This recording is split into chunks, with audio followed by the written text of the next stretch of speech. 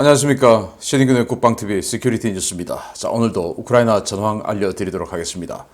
라스푸티차, 즉, 이 땅이 질척거리는 이 시기가 끝나고 이제 본격적인 이 혹한의 겨울이 시작되었습니다. 이제 땅이 얼어붙었죠. 그래서 전차나 장갑차가 기동을 할 수 있는 시기가 왔습니다.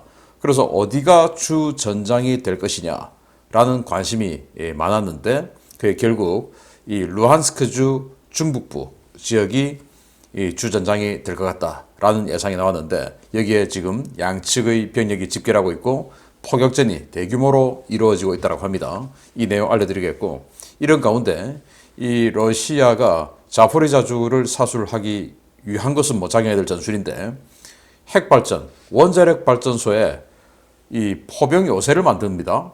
원자로 옆에다가 포병 요새를 만든다? 이 정신이 나가도 완전히 나간 거죠. 그래서 이거 지금 큰일 났다라는 지금 상황이 보도되고 있는데 여기에서 지금 사격을 하고 있습니다. 정말 기가 차고 있는 러시아 상황까지 알아보도록 하겠습니다. 신인근 국방TV 구독, 알림, 좋아요 눌러주십시오. 자, 전과를 먼저 보겠는데요. 병력은 310명 사살, 이제 한 이틀 연속 많이 줄었습니다. 전차 없습니다. 처음이죠, 거의. 그리고 장갑차 한 대밖에 없습니다. 차량 세대 격파, 야포 한문 격파 이거밖에 없습니다. 그러니까 지금 뭐 직접적으로 전투가 벌어지는 이 보병부대 또는 기계화 부대들끼리 전투가 벌어지는 건 거의 없고 포격전만 벌어지고 있는데 이 포격전은 전과 확인이 잘 안 되죠. 그래서 지금 이 전차나 장갑차, 야포 이런 전과가 잘 안 나오고 있다고 그래요.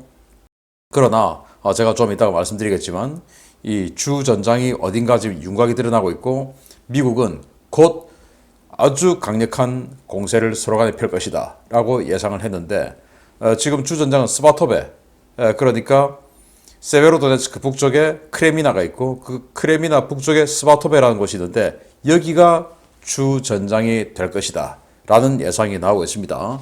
자, 이런 전과를 바탕으로 전선 상황 보겠는데요. 전선 상황 들어가기 전에 러시아에 지금 이 사진이 쫙 깔리고 있는데요. 자, 보시다시피 길거리에 있는 광고판이죠.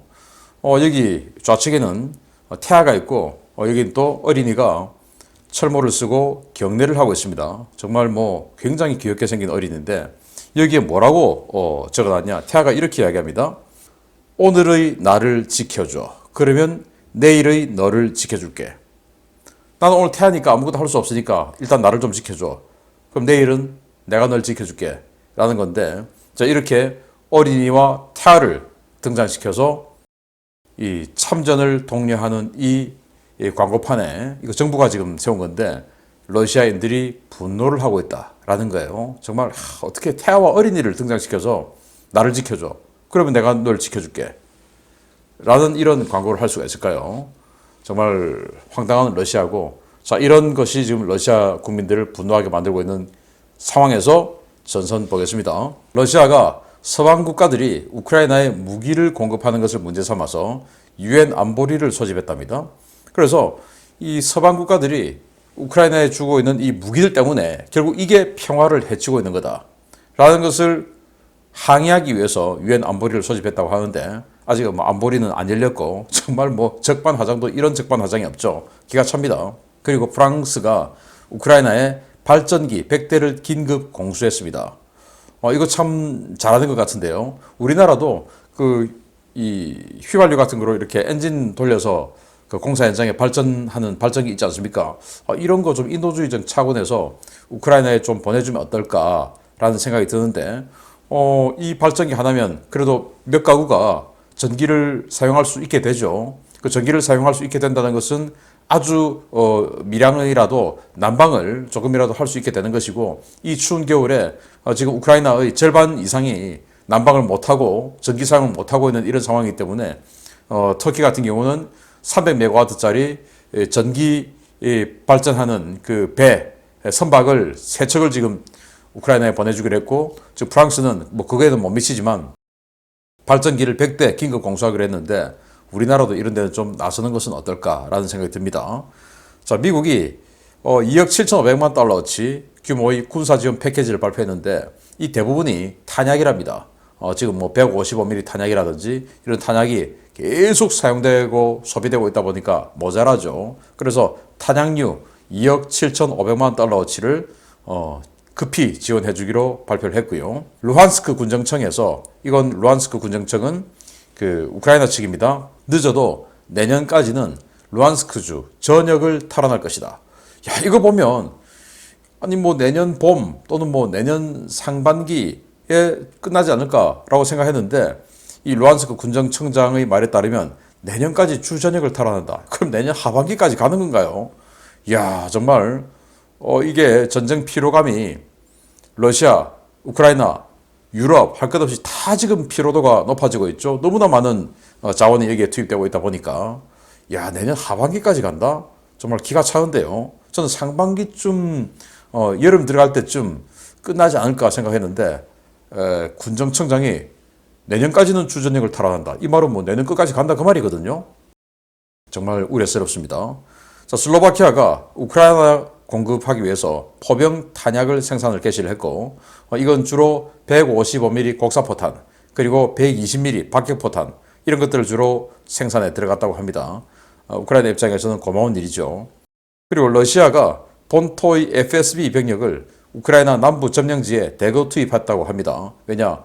이 남부 점령지인 도네츠크 그리고 자포리자, 헤르손 이 지역에서 파르티잔들이 너무나 지금 많이 나와가지고 도저히 이 군대, 현지 치안병력 이런 것들로 안 되니까 본토에 있는 FSB 병력을 여기에 대거 투입했다라는 보도가 나왔고요. 크렘린은 현재 크림반도는 우크라이나 공격에 취약하다라고 시인했답니다. 이 타스 통신이 보도를 한 건데 이 크렘린 즉 모스크바 크렘린 관계자 대통령실 관계자하고 크림반도의 행정청이죠. 여기하고 대화를 했답니다. 그래서 좀 도와달라. 지금 굉장히 위험하다. 이제 헤르손 다 뚫리고 나면 바로 크림반도인데 위험하다. 그때 크렘린에서는 맞다. 지금 우크라이나 공격에 취약하긴 하다라는 시인을 했다. 대화 중에 라는 걸 타스 통신이 보도를 했어요. 자기네들도 아는 거죠. 크림반도 위험하다. 그리고 이 크렘린이 이번 전쟁의 목표는 우크라이나 남부 지역 해방이다. 그러니까 지금 좀 출구를 좀 찾고 있는 것 같습니다. 그러니까 뭐 우크라이나 전체를 다 점령하고 또는 이 우크라이나의 레짐 체인지를 하고 이게 목표가 아니고 우크라이나 남부 지역, 크림반도는 해방해줬고 또 루안스크주, 도네츠크주 이 일부 지역을 해방해줬는데 그 루안스크주와 도네츠크주, 자포리자주, 헤르손주 이 남부 지역을 전체를 다 해방해주는 것이 이번 군사작전의 목표였기 때문에 지금 뭐 대충 다 작전 성공한 거 아니냐 이제 이렇게 지금 말을 하고 있대요. 그러니까 지금 당장 전쟁을 스톱해도 목표를 이뤘으니까 우리는 뭐 정치적으로 잘못된 건 아니야 라는 이런 이야기를 하고 있는데 이거 지금 출구를 찾는 거죠. 그래서 협상하자. 우리는 지금 이렇게 출구를 찾고 있잖아. 협상하자 라는 사인을 우크라이나에 주는 건데 근데 우크라이나는 뭐 이런 제안에는 콧방귀도 안 뀌죠. 다 주고 나가면 몰라도. 그래서 지금 또 채찍과 당근을 동시에 쓰죠. 그래서 푸틴은 또 채찍을 듭니다. 우크라이나의 에너지 인프라를 추가 공습할 것이다 라고 위협했습니다. 지금 에너지 인프라, 변전소, 발전소 이런 것들을 계속 때리다 보니까 우크라이나 전역이 지금 전력 피해를 입고 있죠. 그래서 또 할 것이다. 이렇게 위협을 하고 있습니다. 그리고 미국 합참의장이 올겨울부터 즉 다음 주란 이야기가 나옵니다. 다음 주부터 전투가 격화될 것이다. 그 전투가 격화될 것은 어디냐라는데 이제 스바토베 쪽이 될 것이다라는 예상이 많이 나옵니다. 자, 그래서 이 우크라이나가 노획한 러시아 방공 무기를 가지고 대도시 방공작전에 투입하고 있다. 잘 쓰고 있다 이놈들아 하고 이렇게 러시아의 퉁구스카 이게 러시아제 방공무기 아니면 하이브리드 대공포죠. 이 퉁구스카를 보여주면서 니들이 준 거 우리 잘 쓰고 있다 라고 이렇게 조롱을 하는 사진도 올리면서 러시아를 약을 올리고 있다라는 상황이고요.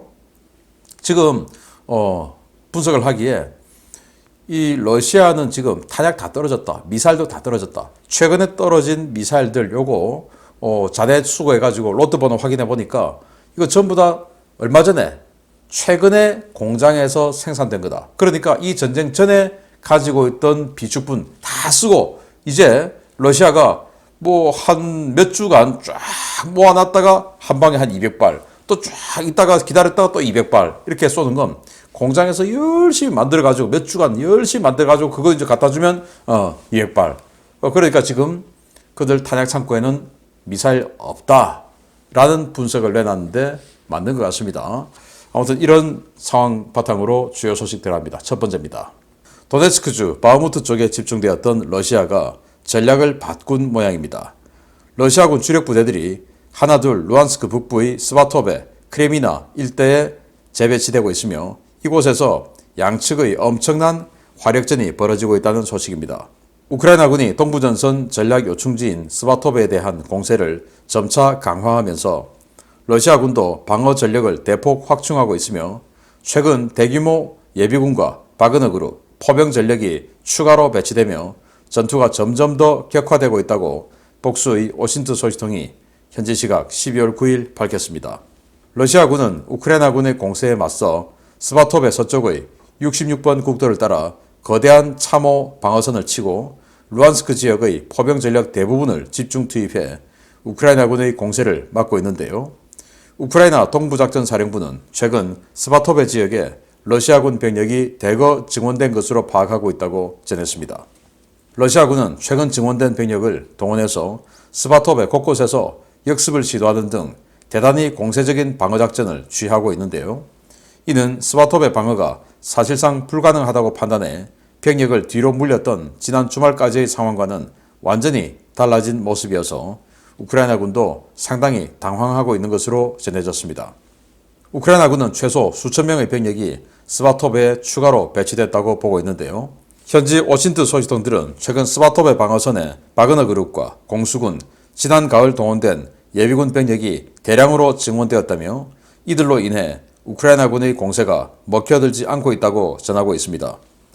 러시아군은 최근 동부전선에서 대파되거나 괴멸에 가까운 피해를 입은 부대들을 스바토베 일대로 직결시켜 재편성 후 전투에 투입하고 있는데요. 제3 적기 차량화 소총사단과 제76 근위 공중 강습사단 등의 부대 예하에 있던 부대들이 대대 전술단으로 재편되어 최소 5개에서 6개 이상의 BTG가 스바토베 일대에 추가 증원됐다는 첩보가 오신트 네트워크에서 공유되고 있습니다. 러시아는 이러한 병력 투입에도 불구하고 스바토베가 조만간 함락될 것이고 스바토베가 함락되면 66번 국도와 07번 국도를 이용한 고속기동전이 전개될 것이라고 우려하고 있는데요. 이 때문에 스바토베 인근의 크레미나에도 제144 차량화 소총사단과 제106 공수사단 재편 부대를 투입해 방어선을 매우 두텁게 보강하기 시작했습니다.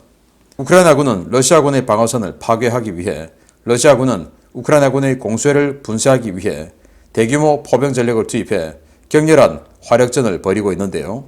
러시아군은 이곳에서도 15에서 20여 명 규모로 편성된 정찰대를 시간차를 두고 연수에 투입하며 우크라이나군의 포격을 유도하고 이를 통해 대화력전을 벌이는 대포밥 전술을 쓰고 있는 것으로 보고되고 있습니다. 오신트 소식통들은 양 진영의 포병 전력이 워낙 강하기 때문에 이 포격전의 균형이 무너지는 순간 어느 쪽이든 공세를 시작할 것이라고 보고 있는데요. 과연 이 지루한 포격전이 언제까지 계속될지, 그리고 이 포격전의 끝에 사라진 우크라이나 10개 여단이 등장할지 여부에 관심이 모아지고 있습니다.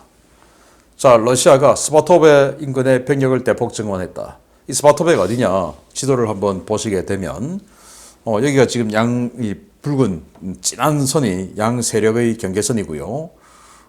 여기 지금 뭐 빨간 점 2개 보이시죠? 여기가 세베로도네츠크 그리고 리스칸스크, 정말 뭐 어마어마한 격전이 벌어졌던 바로 그 지역이죠. 그리고 그 위에 이렇게 볼록 돌출해 있는 부분, 여기에 이제 크레미나가 있고 그 북쪽에 스바토베가 있습니다. 스바토베. 자, 그래서 이 스바토베가 주 전장이 된다. 그래서 여기에 우크라이나군이 집결하고 러시아군이 집결을 하고. 자, 그럼 왜 스바토베냐? 여기가 뚫리면 바로 이 세로로 내려진 이 66번 도로를 통해서 바로 그냥 크레미나를 치고 그리고 세베로도네츠크를 치고 내려오고, 그리고 이 도로가 또 있습니다. 이 도로를 통해서 루안스크주 동쪽 국경 끝까지 그냥 기동전을 펼친다. 왜? 여기는 러시아군 병력이 별로 없는 지역이기 때문에 이 지역은 러시아군이 이번 전쟁을 통해서 추가로 확보한 것이죠. 이 남쪽은 러시아군이 원래 2014년 이후로 반군들이 가지고 있던 지역인데 이 북쪽은 이번 전쟁을 통해서 추가로 확보한 지역입니다. 이거 그냥 한 방에 이 도로를 통해서 다 뚫려버린다. 하르키우가 3일 만에 그냥 다 뺏겨버렸던 것처럼 여기도 3일 만에 다 뺏겨버릴 수 있다. 그래서 이 도로의 교차점인 이 스바토베를 지켜야 된다라는 생각을 한다는 것이죠. 그래서 양측에서 지금 포격전을 벌이고 있는데 이 포격전을 통해서 포병 화력의 균형이 딱 무너지는 순간 기동부대가 이제 치고 들어갈 것이다. 라는 예상들이 나오는데 아마 지금 우크라이나도 굉장히 많은 피해를, 포병 피해를 입고 있나 봅니다. 그러니까 지금 그 노르웨이나 이런 데서 계속 우리도 포를 줄게 하고 주변국에서 계속 포를 증원해서 주고 있거든요. 그 말은 소비가 계속되고 있다라는 말 아니겠습니까? 자, 이런 상황에서 우크라이나가 과연 여기에서 결정적인 승기를 잡을 수 있을지 한번 지켜보도록 하고요.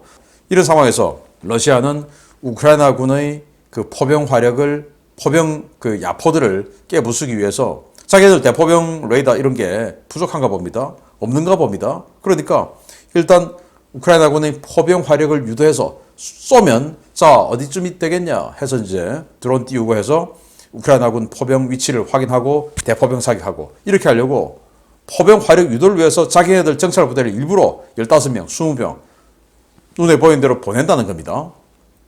그러면 이 15명, 20명을 그 경멸시키기 위해서 포병 화력이 이 포탄이 날아오고 그러면 대충 위치를 판단해서 그쪽으로 대형탄을 쏘고 이 용도로 자기네들 병력을 바흐무트에서도 그러더니 여기서도 그렇게 갈아넣고 있다라는 정말 안타까운 이야기가 나오고 있습니다. 자, 스바토베야 다음 주부터 대규모 격전이 벌어질 것이다 라는 예상이 나오고 있는 가운데 러시아가 자포리자에서 정말 미친 짓을 하고 있습니다. 보겠습니다. 국제사회의 큰 우려 속에서 우크라이나와 원전 인근 비무장화 협상을 진행해왔던 러시아가 돌연 태도를 180도 바꿨습니다. 자포리자 원전 일대를 요새화하고 사실상의 옥죄를 선언했는데 체르노빌 참사를 겪어봤으면서 왜 이런 무모한 짓을 계속하는지 모르겠습니다.